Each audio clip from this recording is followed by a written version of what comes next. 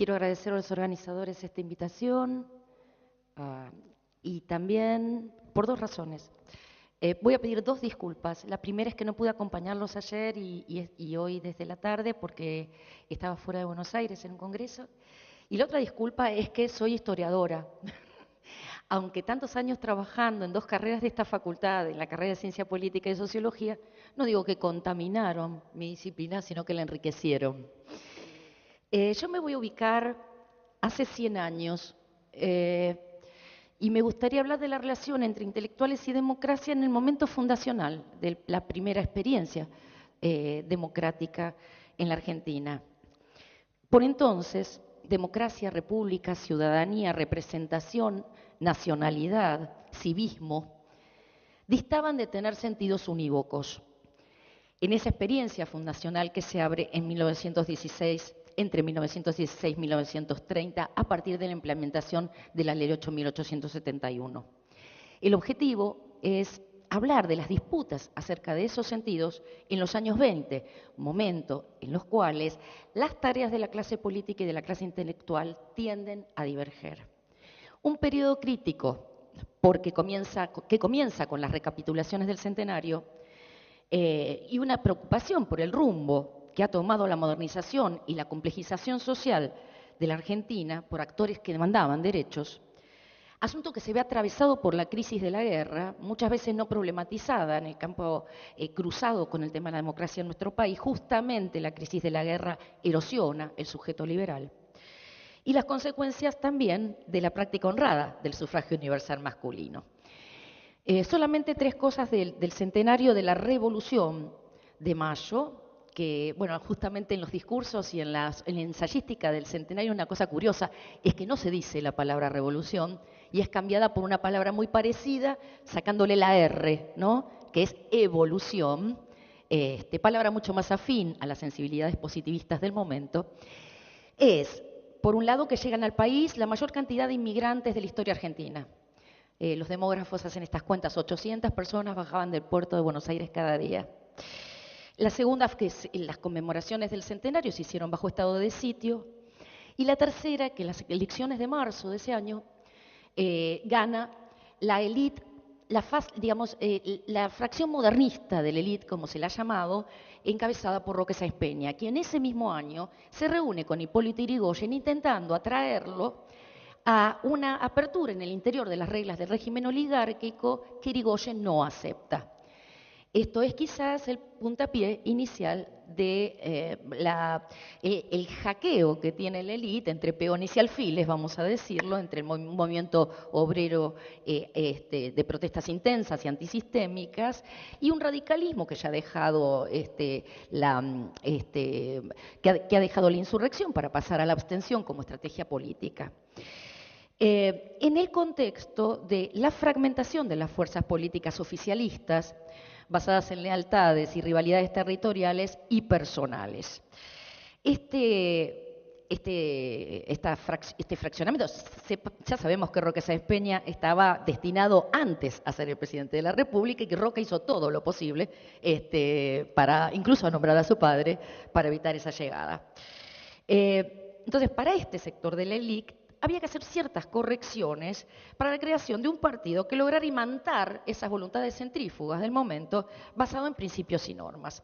Esta reforma electoral, la ley que termina llamándose Sáenz Peña, era más una reforma política que una reforma electoral, stricto sensu. Porque al lado de la verdad electoral, el padrón que garantizara la universalidad del voto, o una universalidad que era para los varones mayores de 18 años, argentinos, que por supuesto estaban afuera las mujeres, los inmigrantes y los habitantes de los territorios nacionales. Y la lista incompleta. La lista incompleta era también, que fue debatida muy fuertemente, sobre todo en el Senado, que garantizaba un tercio para las fuerzas opositoras. En la concepción ético-política abstracta de que el elector sanearía la política y esta a su vez crearía al elector. En esta situación, la reforma electoral favorecía la transformación de las estructuras de las fuerzas políticas una función didáctica en la suposición de que los partidos de ideas, le hace el socialismo y el radicalismo, iban a ocupar ese tercio. ¿Qué quiere decir? El quiere el pueblo votar de la ley Sáenz Peña, el objetivo era el reforzamiento de los elencos de la oligarquía más que su reemplazo. En los precarios y algo negligentes consensos parlamentarios, manejados muy hábilmente por Indalecio Gómez, se iban a resquebrajar muy rápidamente con la experiencia concreta del voto honesto en 1912 y 1913 y la creación del Partido Demócrata Progresista, liderado por Lisandro de la Torre, cuyo programa más formal que sustantivo redactara Carlos Ibarguren, no logró concitar los entusiasmos oficialistas. En el año 1916, es decir, entre el centenario de la Revolución y el centenario de la Independencia, la Unión Cívica Radical ganaba las elecciones. Un propagandista de la UCR, Horacio Llanarte, en el año 1917, hablaba del despecho de los desalojados. Decía, guay de nosotros si no tuviéramos en los actuales momentos el pensamiento y la dirección del presidente Irigoyen. Ya habríamos rodado en la conflagración mundial y hubiéramos rodado como un subestado o una republiqueta, porque el otro tema es la guerra. La guerra, la gran guerra, la guerra mundial, limó todas las mayúsculas del siglo XIX. Un siglo XIX considerado en este análisis no como largo siglo XIX. Razón, todas las mayúsculas decimonómicas se limaron, razón, civilización, progreso, ciencia, y por las incertidumbres, y por las intersticios de esas incertidumbres, surgieron caminos indisciplinados para pensar cada una de las categorías de la política. Y sus fundamentos, concretamente el progreso y la civilización. Si los bárbaros se habían suicidado en una guerra, como decían, no sin desconsuelo José Ingenieros, el carácter de civilización podía ser revisado e incluso invertido, como se hizo en varias ocasiones a las que no me voy a referir. Para Ricardo Rojas, en un texto que se llama La Guerra de las Naciones, donde él define qué es la nación y qué es el civismo, y cada una de ellas se corresponde en dos dimensiones, la nación idiosincrática y la nación cívica. Para él, la guerra, en esas dos dimensiones, iba a modificar tanto la política como la relación entre la sociedad y el Estado. Además, en los años 20, el banquete de los intelectuales se puebla de nuevos ingredientes. La revolución, el socialismo, el comunismo, el antiimperialismo, el corporativismo y la democracia, quizás el revisado con menos entusiasmo. Fueron tiempos más dionisíacos que apolíneos, más holísticos, más encantados, si se quiere. Berzón, Sorén, Spengler, los vitalistas, los espiritualistas. La nación se vuelve más antigua, no por casualidad. Lugones dice que Martín Fierro es la chanson de Roland de la Argentina, ¿sí? Asunto que hubiera sorprendido al propio José Hernández. Eurindia de Ricardo Rosas, la raza cósmica de Vasconcelos, Doña Bárbara de Rómulo Gallegos. La reforma universitaria dice, las resonancias del corazón nos lo advierten. Estamos pisando una revolución, estamos viviendo una hora americana. Y es uno de los textos políticos más emblemáticos de la cultura política argentina, donde se nombra la palabra amor. Es decir, las resonancias son del corazón y la relación entre estudiantes y profesores debe ser de amor. A esto voy con espiritualismos más, si se quiere, holísticos, sentimentales, más cerca del tarot que del ajedrez, como dijo alguien. Incluso para un radical tan característico como Luis Gondra, escribe en el año 15, haciéndole la campaña a Irigoyen, que el radicalismo era un sorelismo. O sea, Sorel, ¿sí?, reapropiado como figura conceptual, como nos enseñó Dotti, como ese mito misterio que iba a regenerar la política argentina. Sin embargo, la misma UCR prohijaba esta idea, que era el único partido nacional y que había reforzado la argentinidad, que por otra parte se hacía de la regeneración, una regeneración que había desvirtuado el camino casi teleológico hacia la democracia, traicionado por la generación del 80, en interpretación del UCR, y la salvación de la República.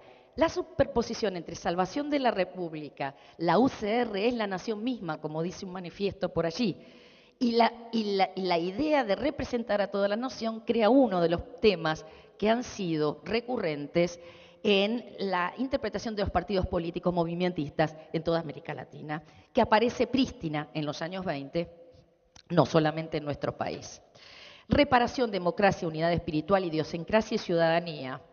Ni que hablar del liderazgo de Irigoyen, porque no vamos a tener tiempo.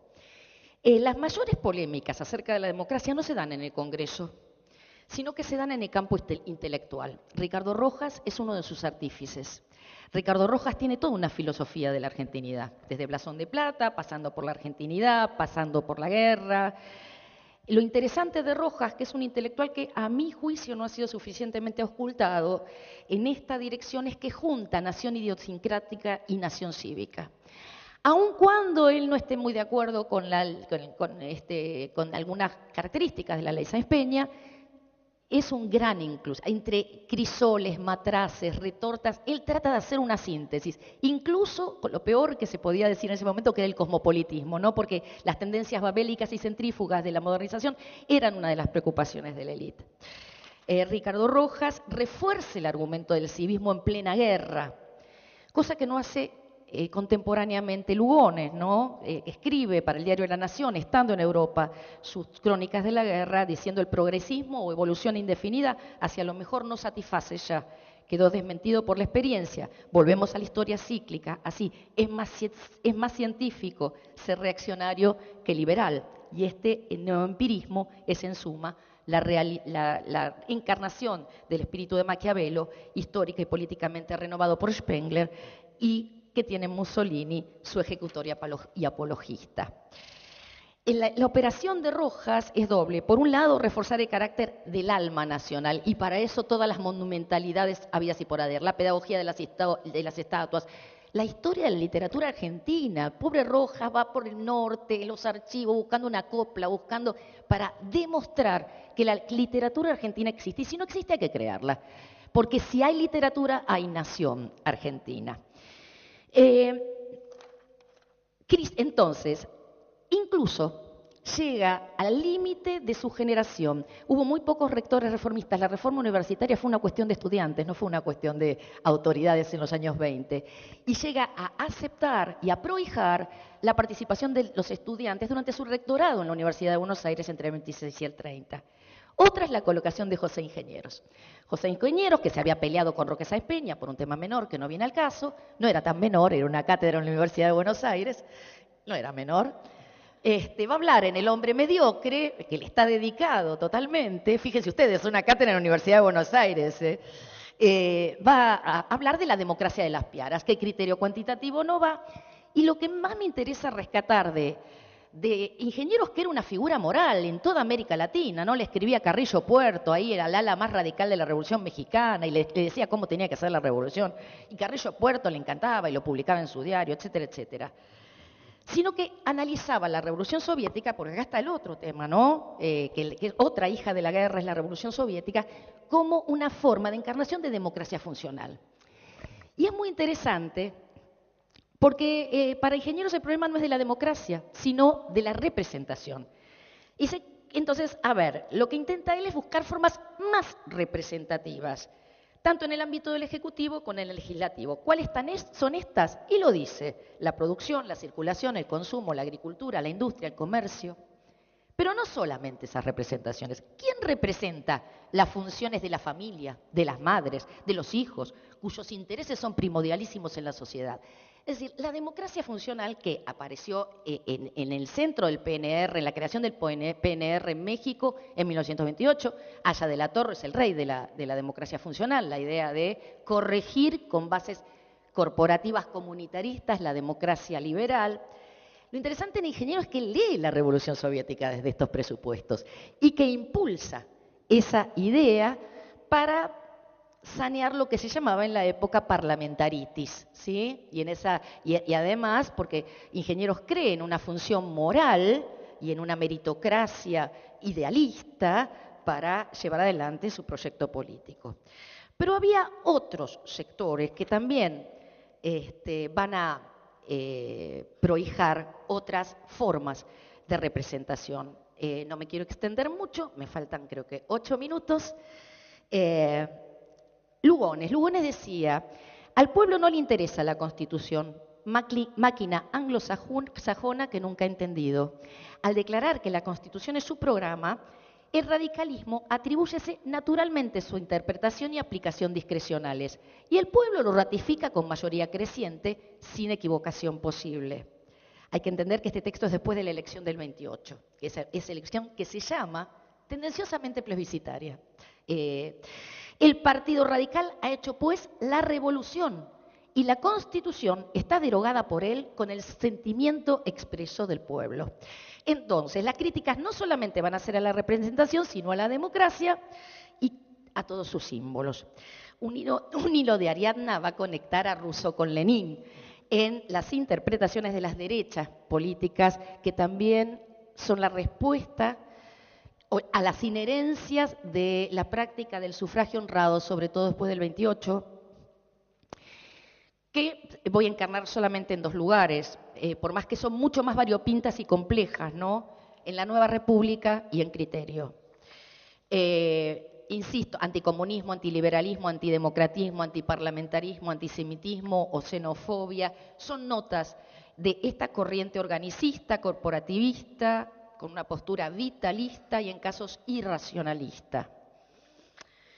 Digo, el paisaje de las derechas es mucho más polícromo de lo que se cree. Por ejemplo, Gálvez no le perdonaba a Lugones su anticatolicismo militante, y Lugones no soportaba ese, cito, nacionalismo importado de Francia de los hermanos Irasusta.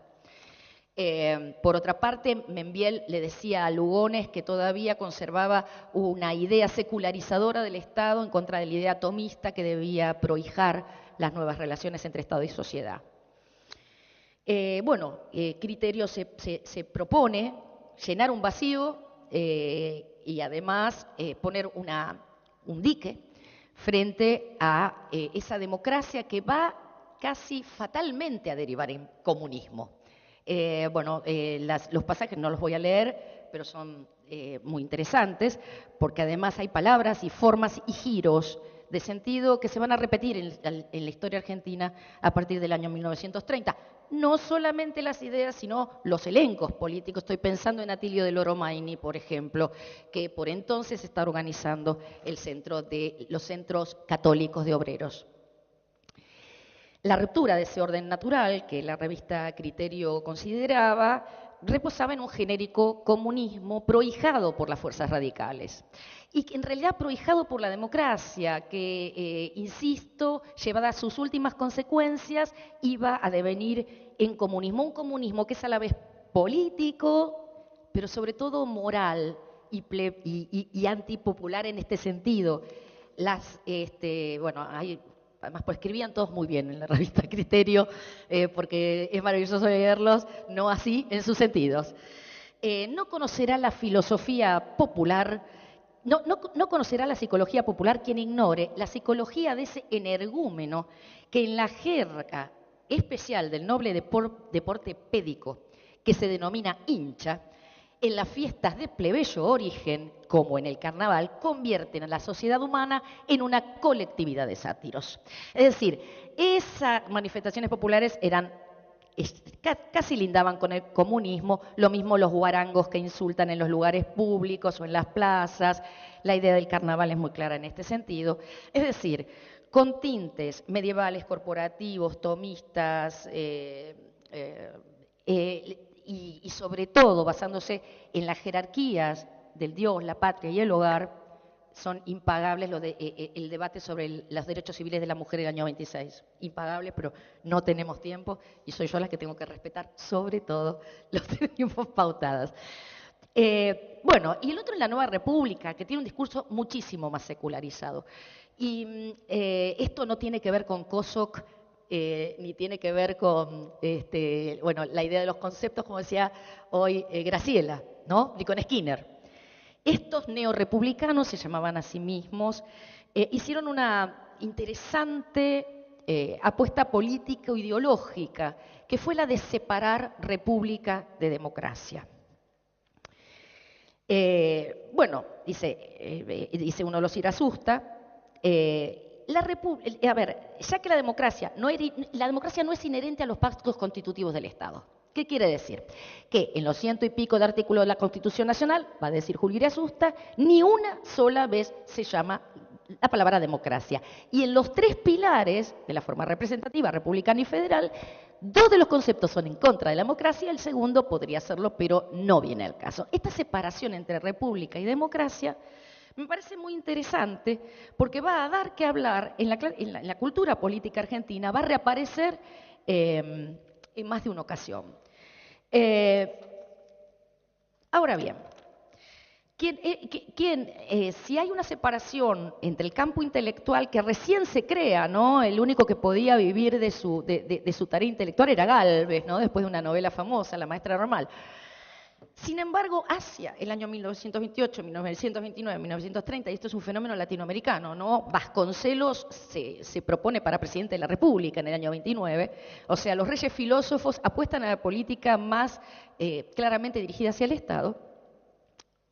Mariátegui iba a fundar su partido, Haya el suyo. Bueno, Leopoldo Lugones va a intervenir en la política a partir de la guerra, en la que ya en el discurso de Ayacucho, otro centenario del fin de la revolución anticolonial, bueno, el famoso discurso de la hora de la espada, ¿no? Donde elogiaba militares y armas, denostaba democracias y constituciones, entronizaba la fuerza sobre la razón y la obediencia sobre la libertad, esa Venus de la plebe, como escribió con su pluma virtuosa. Y ya en los escritos del 29 y del 30, directamente critica toda la idea de democracia, el Parlamento, el voto, sufragio universal, la idea de un ciudadano, un voto, la igualdad y la libertad. Todos estos puntos están puestos en cuestión. La Masa, y además propone un programa político con el centro en el pueblo. Es muy claramente en un pueblo comunitarista, ligado y llevado por aquella reserva moral de la nación, técnica, porque es muy interesante además recorrer el ensayo de los años 20, de finales de los años 20, como la idea de política asociada a la técnica, dotando de mayor autonomía al Estado. Lugones es uno de ellos, en la Grande Argentina lo dice muy claramente. Dice, a ver, la masa es siempre ignorante, anárquica y concupiscente, por la sencilla razón de que el hombre no nace culto, equitativo ni virtuoso. La falacia del ente político creado por la ideología liberal bajo el nombre de ciudadano proviene de esa concisión nativa, pues conforme lo ha mostrado la experiencia, el hombre no es capaz ni libre por el mero hecho de nacer.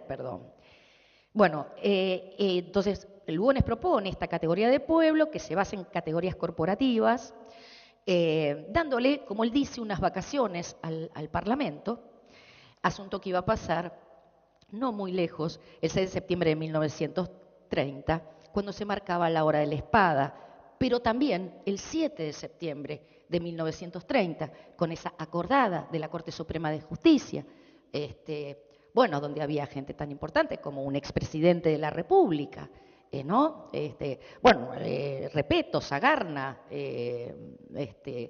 que avala el golpe porque es el garante de la paz social y de la propiedad en la Argentina. En cada uno de estos núcleos, los años 20 son años coloidales, por un lado, de tránsito, hermafroditas, si se quiere, pero también son años matrices de muchos centros donde precipitan las ideas políticas a partir del año 1930, porque no son 100 años de democracia. Hace 100 años se iniciaba la democracia en la Argentina. Muchas gracias. Voy a hablar con mi tema de lo que sería en alguna medida un mestizaje de tradiciones políticas, muy en la línea en la que más temprano hablaba Gabriela Rodríguez. Y hablar de un mestizaje de tradiciones supone pensar y repensar qué son las tradiciones teórico-políticas. Las tradiciones teóricas políticas no son más que la recurrencia de ciertos énfasis. No hay ninguna realidad que sea pura. Hoy, sin más, nuestro concepto de democracia está atravesado por contenidos democráticos, republicanos, liberales. Entonces voy a hacer un rastreo, primero de la pregunta para la que me convocaron, que era, ¿qué es el populismo? ¿Es una causa o una consecuencia de las crisis argentinas? Esto es problemático porque supone entender no solo qué es crisis y qué es populismo, sino también hablar de causas o consecuencias cuando sabemos que los procesos sociopolíticos no son monocausales y que no vivimos en un presente eterno, sino que constantemente tenemos sedimentaciones de acciones y procesos del pasado que siguen actuando en el presente, nos complejiza y nos pone ya en un lugar donde hablar de causa o consecuencia debe ser puesto especialmente entre paréntesis. Digamos, no obstante, que detrás de todos los populismos clásicos, no solo argentinos, sino latinoamericanos en general, ha habido lo que podríamos llamar algún tipo de demanda de democratización en contextos crecientes de una crisis de representación.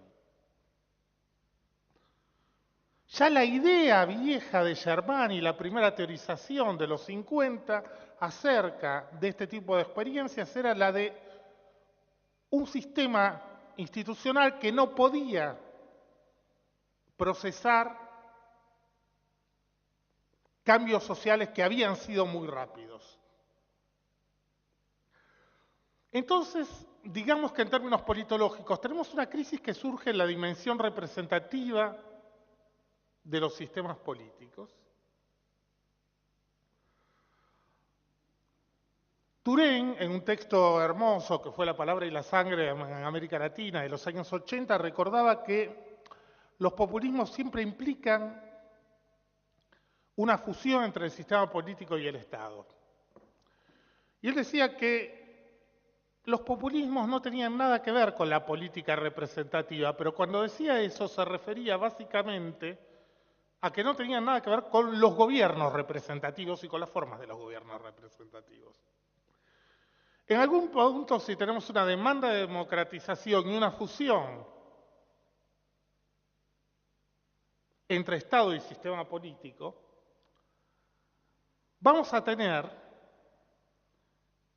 que si la crisis inicial que da lugar a los populismos es una crisis del lado de la representación de una sociedad que ha cambiado, que no alcanza expresión en los mecanismos institucionales, del otro, crecientemente, esa fusión entre Estado y sistema político va a derivar también en una crisis en lo que hacía el sistema político como sistema de toma de las decisiones. ¿Con esto qué estoy diciendo? Estoy diciendo que el populismo, como vamos a ver, se va a recortar básicamente en esta contrariedad entre una fortaleza representativa y pese a la imagen de ese leviatán que ha fundido al Estado, en una creciente precariedad en sus mecanismos de toma de decisión. Aún más, la deriva autoritaria de algunos populismos se debe a esa mecánica y a esa precariedad en sus sistemas de toma de decisión. Para acercarnos a cuáles son los mecanismos del populismo, tal vez una visión aún anterior a la de Turén.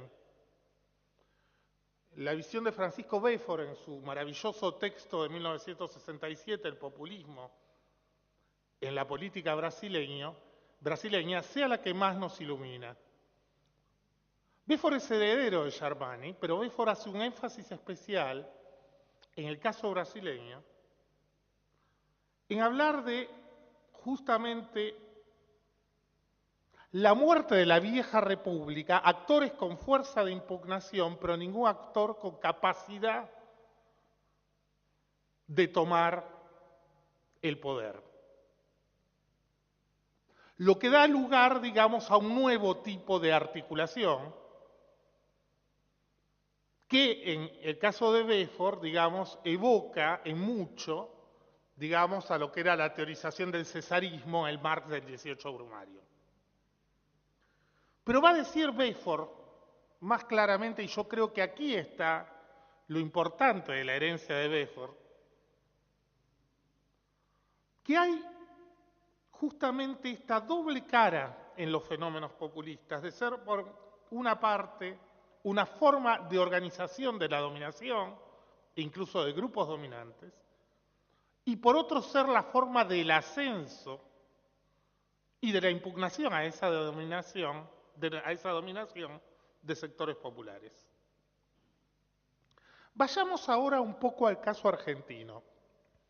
Yo creo que para entender este centenario, para entender qué proceso pasó hace 100 años, hay que tener en cuenta que convergen allí dos formas, dos cursos de democratización distintos y en disputa.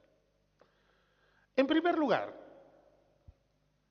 la UCR había surgido en 1891, luego de la Revolución del 90, como una fuerza que nunca había pedido algo parecido al sufragio universal. Como bien demostró en sus estudios Hilda Sábato, el énfasis de la UCR siempre fue la existencia del sufragio libre, sin fraudes ni coerciones. Como decía Juan Manuel Garro, presidente del Comité Nacional de la UCR, lo que nos importa es que el que tenga derechos a voto, muchos o pocos, eso no nos importa, por más que, digamos, supuestamente había sufragio universal en Argentina desde los inicios de la organización nacional, lo que nos importa es que esos puedan votar libremente. Este sentido de la lucha por el sufragio libre va a mutar en el curso que va del liderazgo de Leandro Alem al liderazgo de Hipólito Yrigoyen. Y va a ser un proceso muy progresivo. Va a ser un proceso que, si uno lee, por ejemplo, el Manifiesto Revolucionario de 1905, producto de la pluma de Yrigoyen, ahí va a decir que los males en la República tienen apenas 20 años, desde el inicio de Roca. Ahora, el Yrigoyen que se reúne con Figueroa Alcorta en 1908, ya es el Yrigoyen que dice, nunca ha habido un sistema, un gobierno de carácter constitucional en la República. Los males están desde siempre. ¿Qué había pasado en el medio? En el medio está la larga abstención radical que empieza en 1897 y que va a durar hasta el año 12 y hasta el año 16 para elecciones presidenciales. Un periodo que profundiza los cuestionamientos al régimen político existente y a la cerrazón, en la medida en que había una situación de que, con un sufragio voluntario, el no voto, la existencia de pocos votos, inmediatamente entraba como una impugnación al sistema en su conjunto. Con Yrigoyen surge esta idea dual,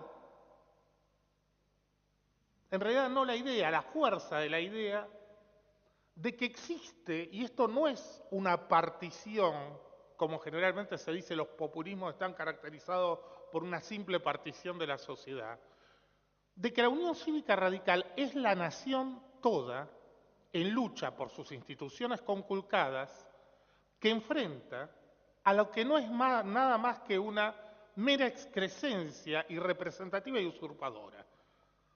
En todos los populismos, en su origen, vamos a ver este movimiento de ser, por un lado, una impugnación frente a lo que hay, marcar una partición, pero que es una partición temporal, entre una situación en la que la nación no se podía expresar y otra en que sí lo hará.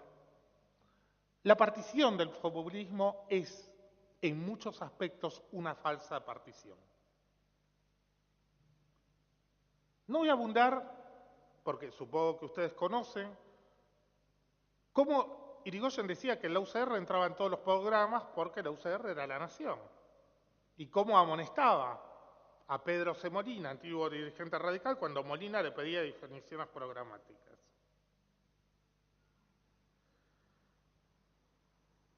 En Irigoyen hay una mutación también respecto, ustedes saben que a partir de 1901 se rompe la unidad en lo que era el viejo partido autonomista, y un sector que llegará al poder con Figueroa Alcorta en 1906 va a enfatizar un camino de apertura, de democratización de ese sistema. Generalmente se menciona más porque es más simpático por ahí a Sáenz Peña y a De la Plaza, y se olvida Figueroa Alcorta, que fue quien se metió en el barro para hacer la pelea contra el resto del Partido Autonomista Nacional, pero Figueroa Alcorta, por motivos de su política represiva en materia social, es un autor bastante menos simpático para andar reconociéndole credenciales democráticas. Para ver qué tipo de reforma es la que se hace en Argentina y es impulsada cuál es la impulsada por el oficialismo conservador, nada mejor que el discurso de Indalecio Gómez, que citaba recién Patricia, en la Cámara de Diputados defendiendo la reforma. Indalecio defiende la extensión del voto a partir de su obligatoriedad, solamente porque dice, este es el mecanismo de cumplir con la defensa del sufragio libre. Si en lugar de haber 100.000 votos hay 500.000, es mucho más difícil que haya trámites venales. Son dos procesos de democratización paralelos. El que impulsa el antiguo régimen es un proceso en clave liberal que quiere asegurar el sufragio libre en toda la extensión de las 14 provincias por entonces argentinas, y que va a amenazar fuertemente a los gobiernos provinciales para cumplirlo con el envío de comisionados o incluso con intervenciones, tanto en la presidencia de Sáenz Peña estas amenazas como la de la Plaza. Pero sobre la base están los derechos del ciudadano individual. El proceso de irigoyenista, que va a ser el que finalmente va a marcar nuestra democratización, es radicalmente distinto. Porque toma la forma de la voluntad de un pueblo, entendido, si ustedes quieren, en forma monista, en forma unitaria. En Irigoyen está la transición de una voluntad de todos a una voluntad general, como aquello que hay de común. Hay una noción del pueblo, nación, interpretado, en este caso, por Irigoyen. Con una fuerza que ni siquiera el peronismo tuvo en este aspecto. Porque Perón tenía una concepción, si ustedes quieren, mucho más diversificada de la sociedad. Perón pensaba que en la sociedad había distintos intereses y que la política era poner de acuerdo a esos intereses. En Irigoyen, si ustedes quieren, hay una idea mucho más rusoniana, unitaria, de lo que es un pueblo. En todo caso, si Irigoyen no tuvo una deriva más autoritaria, se debe, como dijo Botana, que su programa era la Constitución y algo más. A diferencia de Perón, el liderazgo de Irigoyen nunca fue incontestado al interior de la UCR, sino que tuvo serios problemas en su liderazgo en la UCR. Pero entonces tenemos, si ustedes quieren, un proceso de democratización más en clave liberal y un proceso de democratización más en clave popular o populista, que es aquel que, por ejemplo, en la primera presidencia de Irigoyen, va a intervenir 19 veces había 14 provincias, hay 19 intervenciones, bajo el aspecto de que hay una soberanía única e indivisible del pueblo, y para esto es una pieza sensacional leer el decreto de la intervención a Ugarte en provincia de Buenos Aires en abril del 17, cómo se justifica desde una idea de soberanía nacional y democrática esta inflexión.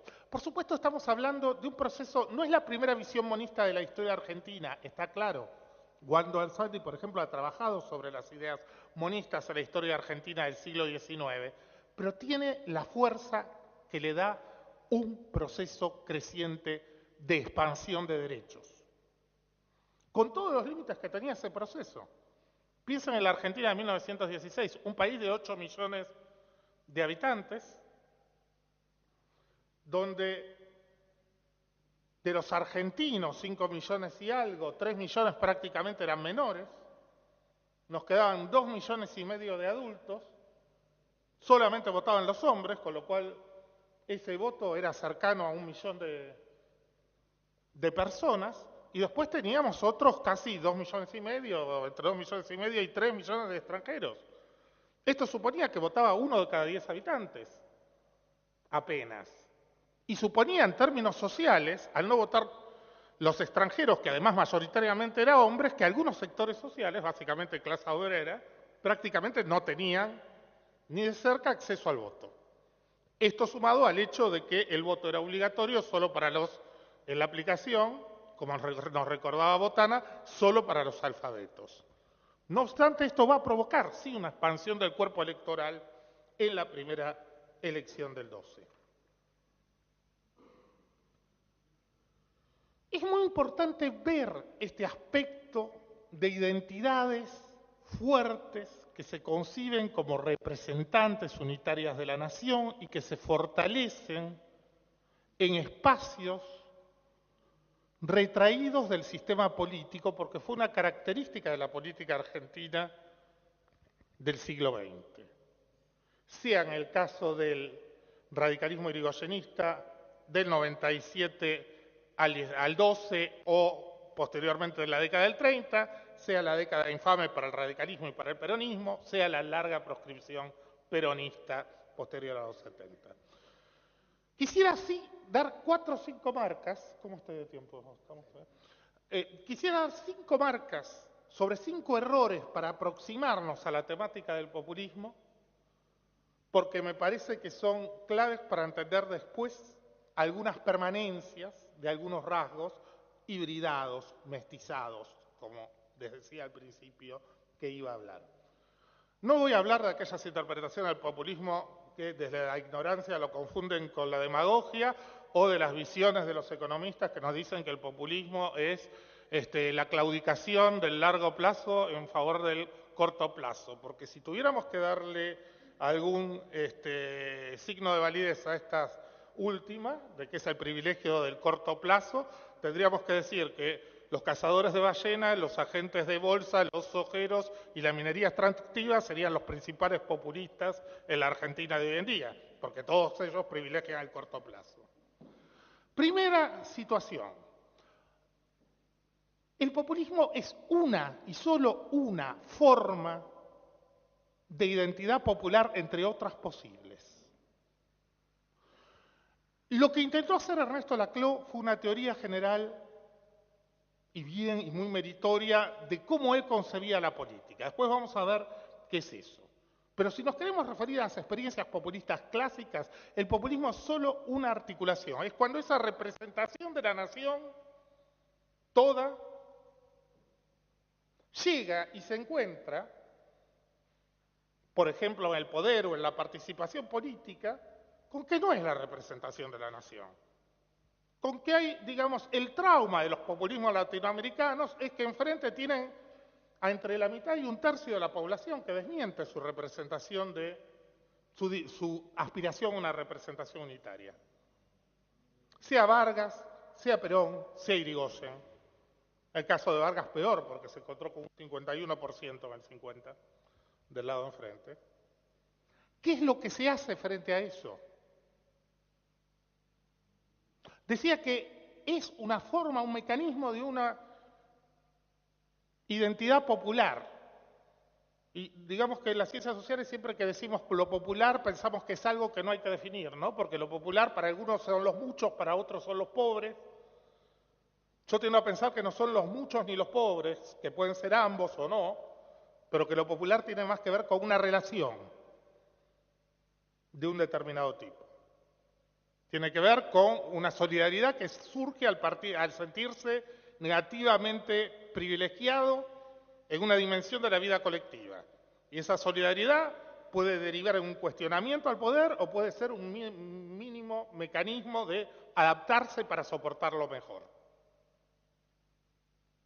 Decía, el populismo hace lo contrario de lo que hace, por ejemplo, el totalitarismo, que es implantar el terror y reducir al verdadero país, al país que no alcanzaba forma, a aquello que se le opone.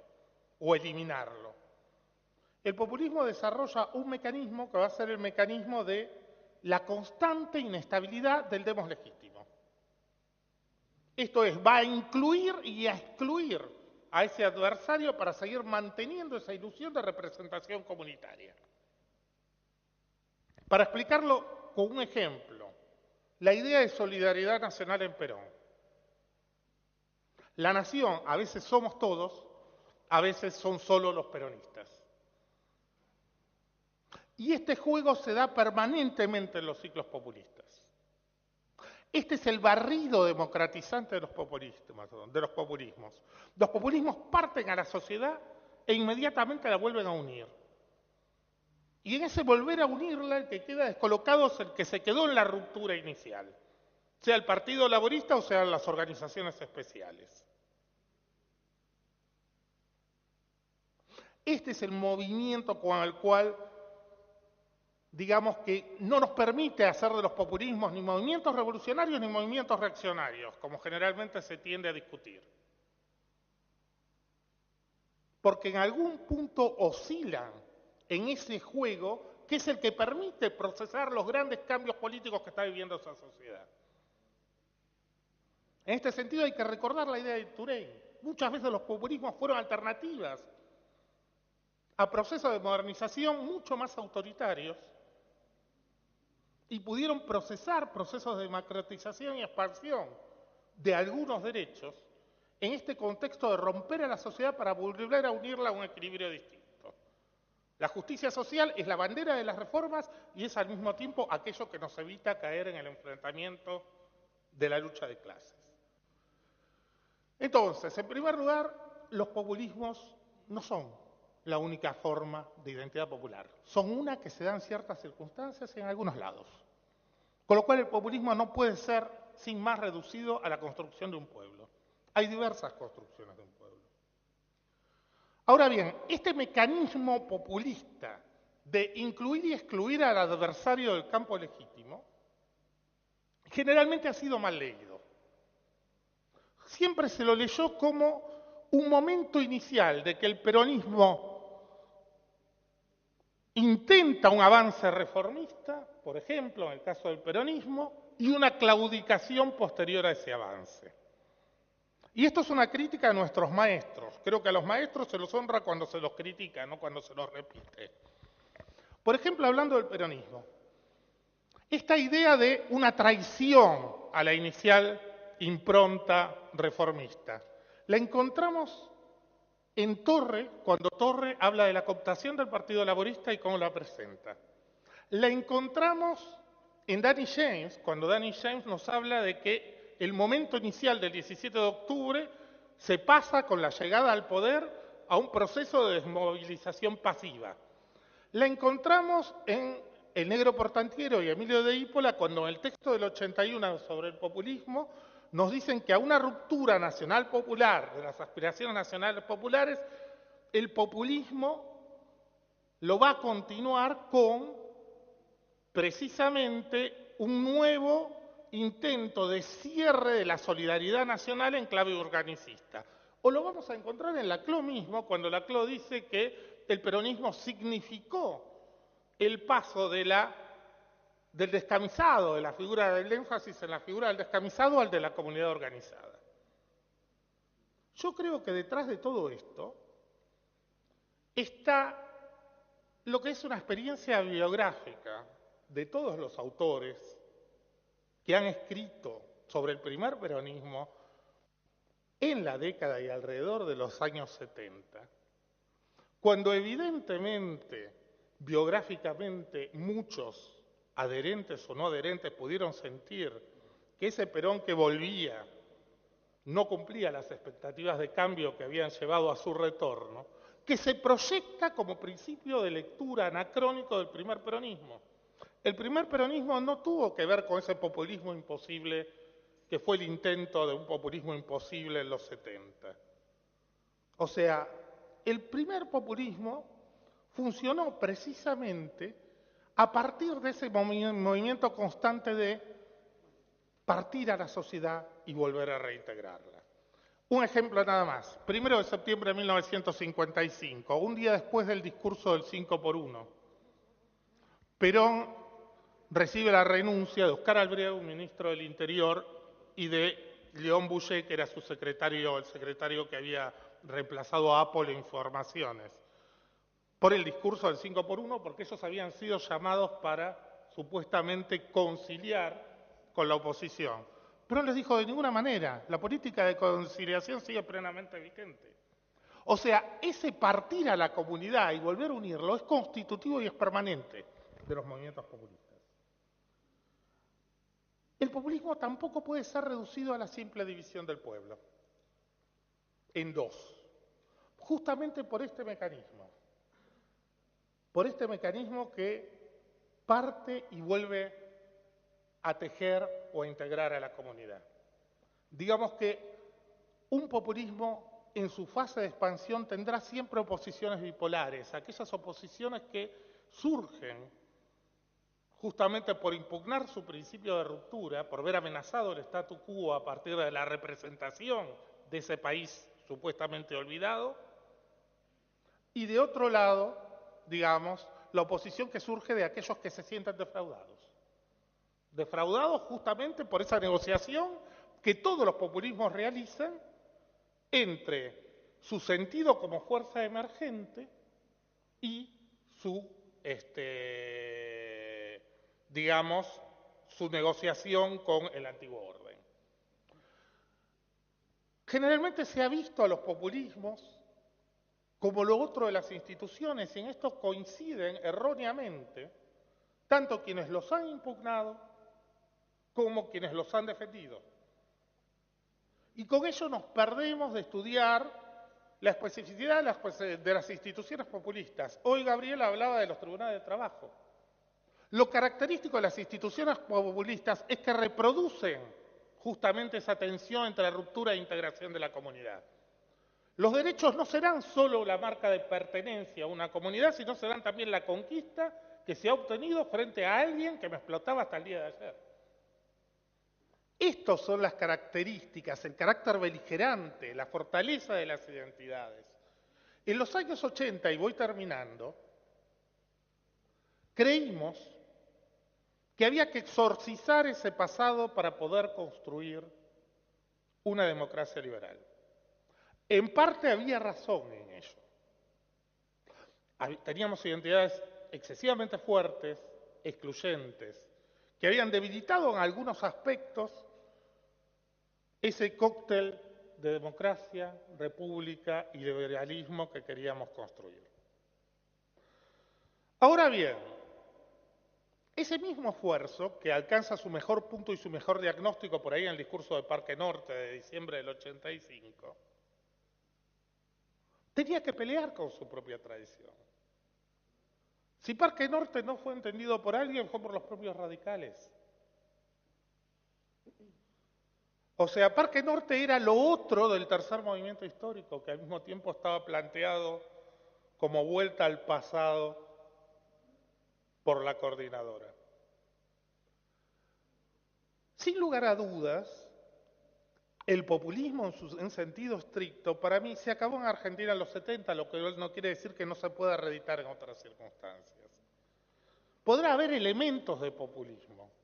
Podremos tener una hibridación y un mestizaje, pero digamos que somos demasiado demócratas y demasiado liberales para que el populismo tout court, digamos, hoy pueda tener lugar en Argentina. Termino con esto.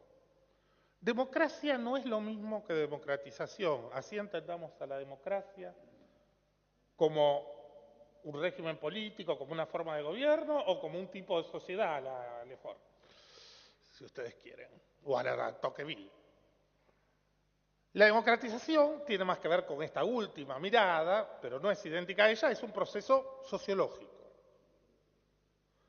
Ahora, somos tan artífices del intento de construir una democracia liberal como somos herederos de una democratización que fue una democratización a los altos y que tuvo esa forma populista. Si podemos aceptar perfectamente que no puede haber democracia sin Estado de Derecho, porque decimos que ninguna voluntad popular puede surgir allí donde no imperen las garantías para que esa voluntad pueda conformarse. Más allá de las críticas morales al pasado, debemos reconocer que hay una memoria de democratización que es imprescindible para el funcionamiento de esa democracia.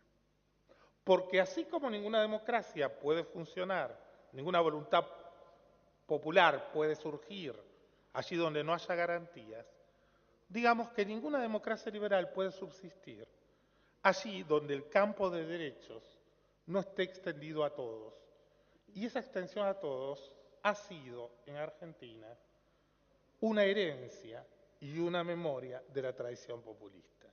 Tendremos que acostumbrarnos, y creo por bastante tiempo, a que nuestra democracia liberal, que ha horadado, ha pulido, si ustedes quieren, los aspectos más conflictivos para una democracia liberal, porque tener un demos ciudadano constantemente en movimiento es algo que tensa la situación con la democracia liberal, pero debemos tener en cuenta, justamente en homenaje también a aquella visión, a la historia y a la sociología de la que nos hablaban respecto de la reflexión de Guillermo, que nuestra realidad, digamos, tanto en los últimos 30 años como seguramente en los próximos, va a seguir siendo esa suerte de producto híbrido que hoy es nuestra democracia.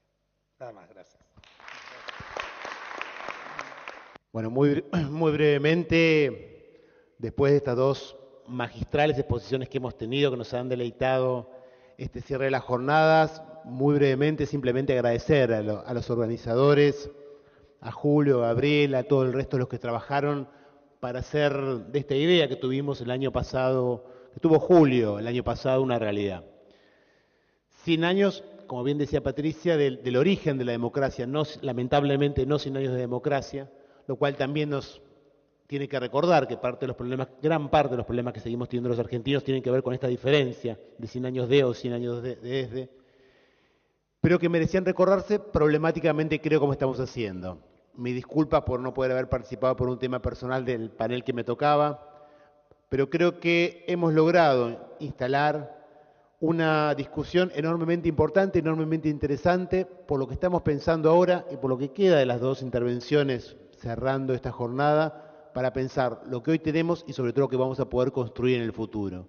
Problematizando estas cuestiones, aprendiendo permanentemente de ellas y tomando el desafío de cruzar, ¿no?, de las ideas a la práctica, de las realidades, de los papeles a las realidades, los discursos a los libros y su análisis. Porque creo que muy bien se vio con estas dos últimas intervenciones, toda nuestra historia está plagada de esta vinculación tan problemática y a veces tan caótica entre las ideas y los hechos que permanentemente fueron forjando de esta manera tan particular, como bien decía Gerardo, y tan única como puede en algún sentido ser el proceso político argentino. Así que simplemente eso, agradecerles profundamente lo que a esta hora, un viernes, están todavía acá con nosotros, y bueno, seguir discutiendo, seguir debatiendo y garantizar que estos espacios y sobre todo estas reflexiones puedan estar por escrito para que puedan llegar a todos y a todas. Muchísimas gracias.